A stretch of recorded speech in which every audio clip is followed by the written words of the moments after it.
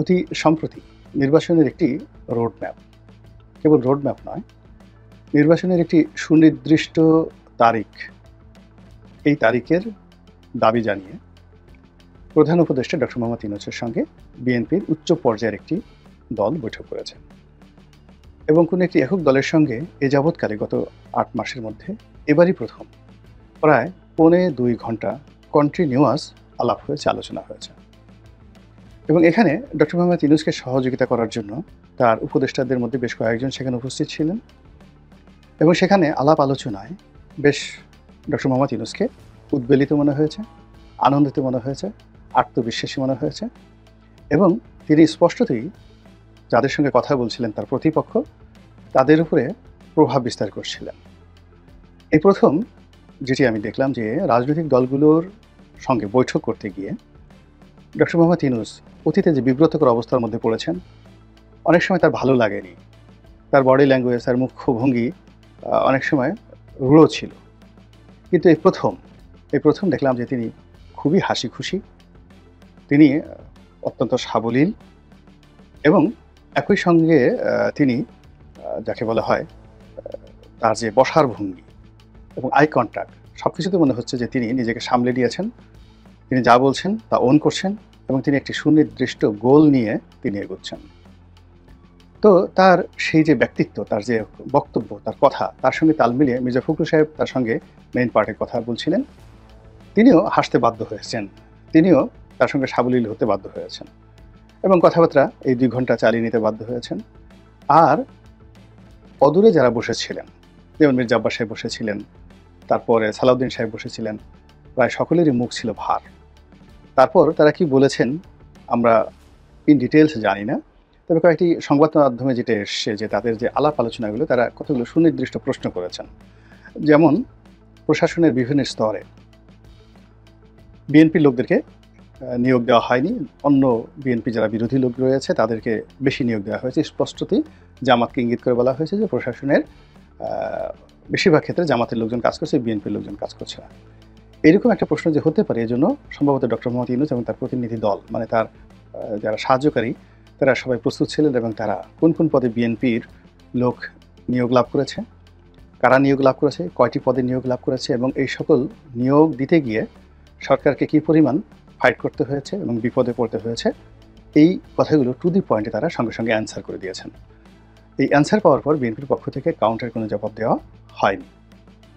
এরপর যখন বিএনপির মামলাগুলোর ব্যাপারে কথা তোলা হলো, এটাও ডক্টর মোহাম্মদ ইউনূস, আসিফ নজরুল তাদের একটা পূর্ব প্রস্তুতি ছিল এবং তারা একেবারে এ যাবৎকালে কয়টি মামলার জন্য দরখাস্ত করা হয়েছে এবং এই মামলাগুলো কোন প্রক্রিয়াতে এগুচ্ছে এবং ইতিমধ্যে কতগুলো মামলা প্রত্যাহার করা হয়েছে, কোনগুলো অন দ্য ওয়েতে রয়েছে এবং কী কারণে এই ঘটনাগুলো ঘটছে, এই ব্যাপারে যখন তারা খোলামেলাভাবে কথা বলেছেন, তখন যেহেতু বিএনপি রাষ্ট্র পরিচালনা করেছে, তারা বুঝে গেছে যে এর সাথে দ্রুততমভাবে আর সম্ভব নয়। আমি শুধু এই দুটো উদাহরণ দিলাম, এর বাইরে আরও অনেকগুলো বিষয়ে তাদের সঙ্গে আলোচনা হয়েছে এবং প্রায় সব আলোচনাতেই বিএনপি যত ক্রোধ নিয়ে, যত রাগ নিয়ে, যত অভিযোগ নিয়ে সরকারকে লায়েবল করার চেষ্টা করেছে, সরকার সেটা খুবই একেবারে ম্যাথমেটিক্যাল টার্মে বা ম্যাটিকুলাসলি সেটা রিটার্ন দিয়েছে। ফলে ওই বৈঠকে সময় বেড়েছে, আলাপ আলোচনা বেড়েছে, খোঁজ গল্প বেড়েছে, খাওয়া দাওয়া বেড়েছে, খানাপিনা বেড়েছে। 2 ঘন্টার মধ্যে হয়তো অনেকে বাথরুমে গেছেন, ওয়াশরুমে গেছেন। তো এরপরে তারা বের হয়ে এসেছেন। কিন্তু ওখানে বসে তারা যেভাবে একটা মনোভাব নিয়ে গেছেন যে না হয় এসপার, না হয় ওসপার, আজকে কিছু একটা করিয়ে আসবো এবং এখান থেকে বের হয়ে আমরা কিছু একটা দেখিয়ে দেবো। কিন্তু মিটিংয়ের মধ্যে আমরা যে ছবি দেখেছি, অডিও দেখেছি, ভিডিও দেখেছি, তাতে মনে হয়েছে পুরো বৈঠকটি ডক্টর মোহাম্মদ ইউনূসের নিয়ন্ত্রণে ছিল এবং তিনি যেভাবে চেয়েছেন ওভাবে আলোচনা হয়েছে এবং তিনি যেভাবে শেষ করতে চেয়েছেন ওভাবে শান্তিপূর্ণভাবে শেষ হয়েছে। তো আমার নিজের কাছে আশ্চর্য লাগে যে এই বৈঠক শুরু হওয়ার আগে আমি একটা ভিডিও করেছিলাম, আপনারা দেখেছেন কিনা। আমি তো আসলে সব কথা এইভাবে ডাইরেক্টলি বলি না, অনেক আগে থেকে ঘুরিয়ে পেঁচিয়ে বলি, যারা বুঝার বুঝেন আর যারা না বুঝেন তারা গালাগাল করেন। তো আমি আমার মতো করে বলে যাই, বিকজ এটা আমার কাছে নিরাপদ মনে হয়। কেননা বর্তমান যে সমাজ, এখানে আপনি কারো পক্ষ অবলম্বন করে খুব বেশি দিন আপনি টিকতে পারবেন না। আবার খুব নিরপেক্ষ চাঁচাছোলা কথাবার্তা বলে আপনি 1 ঘন্টা এই সমাজে টিকে থাকতে পারবেন না। আমাদের অনেক বন্ধুবান্ধব যারা এরকম কন্টেন্ট তৈরি করেন, তারা কেউ আওয়ামী লীগের পক্ষে কথা বলতে গিয়ে এমন যাকে বলা হয় পেদানি খান এরপর আবার দেখা গেল শেখ হাসিনাকে গালাগাল করেন। আবার কেউ কেউ বিএনপিকে সাপোর্ট করতে গিয়ে এমন জামাত শিবিরে গালাগাল খান, সঙ্গে সঙ্গে তিনি তার কণ্ঠ বিকেলবেলা চেঞ্জ করে ফেলেন। এবং এই ৪-৫ মাস আগে যে সকল ইউটিউবাররা খুব জনপ্রিয় ছিলেন অনেকের নিকট, এখন তাদের কারো নাম হয়ে গেছে টোকাই, কারো নাম হয়ে গেছে পাগল, কারো নাম হয়ে গেছে ছাগল, এবং তাদের নানা রকম কার্টুন তৈরি করে তারপরে শেষে তাদেরই যারা সমর্থক তারা গালাগাল করছে। কারণ হলো এই মানুষগুলো অতি সম্প্রতি বেশ কিছু উচিত কথা বলে ফেলেছেন, এবং উচিত কথায় যে ধরনের মামাজি বাজার হয়, এর ফলে তাদের ভিডিওগুলোও চলছে না, তাদের কথাও কেউ শুনছে না, এবং তারা রাজপথে আর আগের মতো ঘোরাফেরা করতে পারছেন না, আর তাদেরকে কেউ ডাকছে না। এই আমাদের ইউটিউবের মধ্যে বাংলাদেশে এক পক্ষ আছে, বিদেশেও এক পক্ষ আছে, সবারই একই অবস্থা।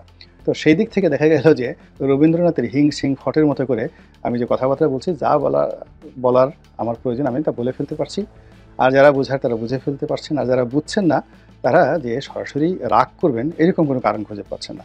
ফলে আপনারা যে যা বলেন না কেন, আমি যেহেতু সেই 2009 সন থেকেই এই কর্ম করে আসছি, অর্থাৎ টকশোতে কথাবার্তা বলে আসছি, লেখালেখি করে আসছি, এবং এখানে এই কাজ করতে করতে একটা সাস্টেইন করে ফেলেছি, স্থায়ী করে ফেলেছি। ফলে আমি যে জিনিসগুলো বুঝতে পারি, খুব সহজে বুঝতে পারি, এইগুলো এখানে এসে হঠাৎ করে কারো পক্ষে সহজে বোঝা সম্ভব নয়। এই কথাটা বললাম এই কারণে যে এই বৈঠকের একদিন বা দুদিন আগে আমি একটা ভিডিও করেছিলাম, এবং সেখানে আমি বলেছিলাম যে ডক্টর মোহাম্মদ ইউনূস আন্তর্জাতিক মানের খেলোয়াড়, তিনি অলিম্পিকের মাঠে দৌড় দিয়েছেন, তিনি অলিম্পিকের যারা বিশ্ব চ্যাম্পিয়ন তাদের অনেকের সঙ্গে তার বন্ধুত্ব, ফুটবলের যে সকল রাজা রয়েছেন, মহারাজা রয়েছেন, ক্রিকেটের রাজা মহারাজা রয়েছেন, সারা পৃথিবীতে যারা স্পোর্টস পার্সোনালিটি, সেটা ফিফা হোক কিংবা সেটা ক্রিকেট অঙ্গন হোক, সব জায়গাতে, কিংবা সেটা অলিম্পিক হোক, সেই আয়োজকদের সঙ্গে, ক্লাবগুলোর সঙ্গে তার ভালো সম্পর্ক। ফলে স্পোর্টস বলতে যা বোঝায় তিনি সেটা বুঝেন। আর আমরা যারা বাঙালি লোকজন আছি, আমরা দাঁড়িয়েবান্ধা, গোল্লাছুট, কানামাছি, ভো ভো, তারপর সে ড্যাঙ্গুডি, আপনারা তো বুঝেন ড্যাঙ্গুডি খেলা কাকে বলে, তারপরে গ্রামে ওই চাড়া খেলে না, চাড়া খেলে, তো এই খেলাগুলোতে আমরা অভ্যস্ত। ফলে আমাদের সঙ্গে খেলতে ডক্টর মোহাম্মদ ইউনূসের কোনো সমস্যা হবে না।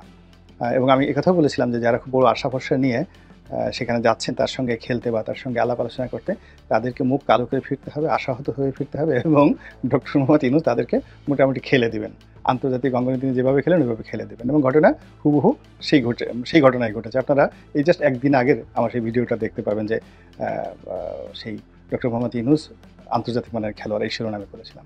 তো এখন যেটা হলো, বৈঠক শেষে মির্জা ফখরুল সাহেব, অন্যান্য যারা নেতৃবৃন্দ তারা বের হয়েছেন, এবং বের হওয়ার পর তারা সবাই বিষণ্ণ, সবারই মন খারাপ। একই হলো, এরকম তো হওয়ার কথা না।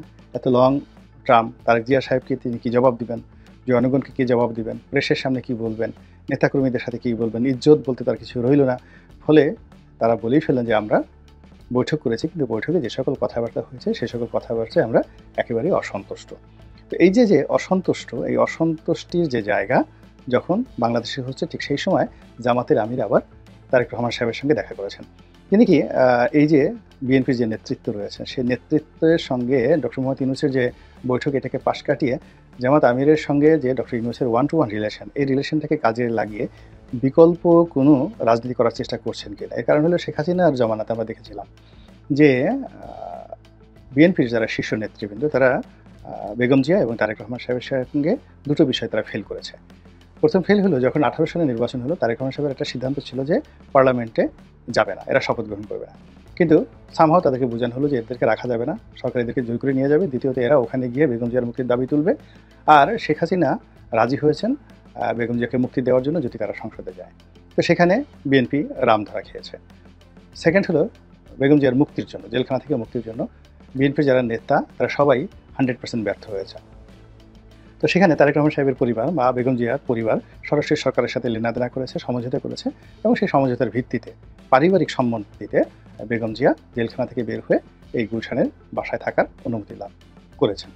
তো একই অবস্থা যদি এখন ঘটে থাকে, যে এখন সরকারের সাথে লেনাদেনা, সংগঠন চালানো, অন্যান্য রাজনৈতিক দলের সাথে সম্পর্ক, এটা তারেক রহমান সাহেব বা বেগম জিয়া যেভাবে চাচ্ছেন, এভাবে যদি বর্তমান নেতৃত্ব তাদের আশাকাঙ্ক্ষার বাস্তবায়ন না ঘটাতে পারে, সেক্ষেত্রে তিনি যে নেগোসিয়েশনটা করতে চাচ্ছেন সেটা যদি 1-to-1 সরাসরি তিনি করেন, সেটা জামাতের সাথে আমিরের সাথে সরাসরি হতে পারে, ডক্টর ইউনূসের সাথে সরাসরি হতে পারে, ডক্টর ইউনূস, জামাতের আমির, তারেক রহমান, একটা ত্রয়ী সম্পর্ক হতে পারে, এটাও হতে পারে। এটা মানে একদিকে ঢাকাতে যেভাবে বৈঠক হচ্ছে, যেভাবে অসন্তুষ্টি দেখা যাচ্ছে, আবার অন্যদিকে লন্ডনে যেভাবে হচ্ছে, এবং তারেক রহমান সাহেবকে যেভাবে রিল্যাক্স, তিনি বিড়াল নিয়ে খেলছেন, বিড়ালকে তিনি সিনেমা দেখাচ্ছেন, বিড়ালকে কোলে দিচ্ছেন, এবং সেই দৃশ্য আবার তিনি যাকে বলা হয় ফেসবুকে দিয়ে দিচ্ছেন। ইট মিনস সে খুব সিল্ড মুডে আছে, চিল মুডে আছে এবং এই চিল মুডের অনেকগুলো কারণ থাকে।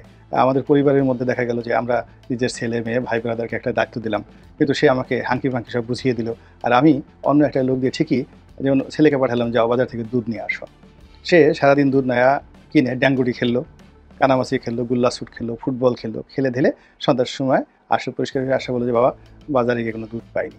তো বাবা আগেই জানতেন যে ছেলে তো এরকম কাজই করবে, ড্যাঙ্গুটি খেলবে, তো সে আবার তার রাখালকে দিয়ে সে দুধ ঠিকই এনে রেখেছে। তখন মুসকি মুসকি হেসে বলছে ঠিক আছে বাবা, অসুবিধা নেই, আসো। তো তার সম্পর্ক রক্ষা রইল, আর এদিকে তার দুধও হয়ে গেল, আর ছেলেরও ড্যাঙ্গুটি খেলা হয়ে গেল। এরকম আমাদের রাজনীতিতে কানামাছি বহু ড্যাঙ্গুটি খেলার যে অবস্থা, সেটা যে আসলে কীভাবে হচ্ছে বোঝা যাচ্ছে না। তবে লন্ডনের যেটা মারেফত, মানে বেগম জিয়া, তারেক রহমান সাহেব, জামাতের শফিকুর রহমান সাহেব, তাদের যে বৈঠকে ঠিক একটা মারেফতি চিল্লায় আপনি ফেলে দেন। সেই মারেফতি চিল্লাটা মারেফতের মধ্যে থাকুক, আর শরীয়ত যেটা আমরা দেখতে পাচ্ছি দৃশ্যত, সেটা হলো ডক্টর মোহাম্মদ ইউনূসের সরকারের সঙ্গে এখন যারা বিএনপির শীর্ষ নেতৃত্ব রয়েছে তাদের যে একটা সম্পর্ক, সেই সম্পর্কটি স্বাভাবিক অবস্থা নাই, এবং বিএনপির নেতৃবৃন্দ খুবই অসন্তুষ্ট, এবং তাদেরকে সম্ভবত রাজপথে নামতে হবে। এবং যেহেতু তারা একবার বলে ফেলেছেন রাজপথে নামবে, এই জন্য সাংবাদিকরা খুঁচাচ্ছে বিভিন্নভাবে কবে নামবেন, কীভাবে নামবেন, তো ইত্যাদি এই কথাগুলো হচ্ছে।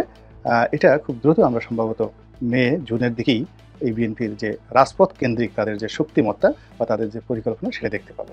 আল্লাহ আমাদের সবাইকে হেদায়েত দান করুন।